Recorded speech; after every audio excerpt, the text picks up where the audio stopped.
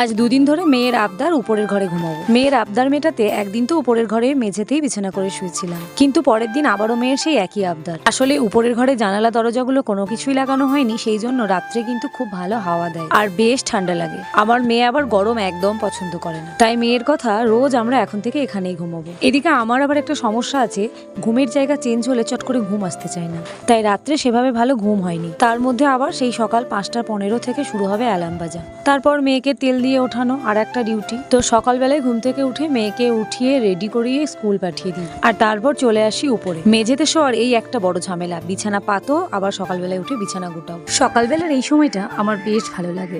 এই সময় বাড়িতে আমি একদম একা থাকি, সবাই যে যার মতো কাজে চলে যায়।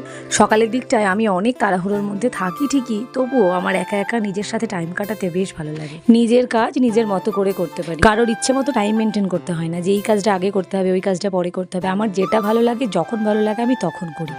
আজ সকালবেলায় দুধ খাওয়ার সময় মেয়ে 1 গ্লাস দুধ সম্পূর্ণটাই এই ব্ল্যাঙ্কেটটার মধ্যে ফেলে দিয়েছে। যখনই খেতে বসবে তখনই ওর হাতে ফোন চাই আর কার্টুন চাই। কি করি বলো তো, ওকে আমি কিছুতেই ফোন ছাড়া খাবার খাওয়াতে পারি না। এখন এই ব্ল্যাঙ্কেটটাকে রোদে দিতে আমাকে ছাদে নিয়ে যেতে হবে। এই ব্ল্যাঙ্কেটটা সাংঘাতিক ভারী, আমি ছাদ পর্যন্ত যেতে যেতেই হাঁপিয়ে গেছিলাম।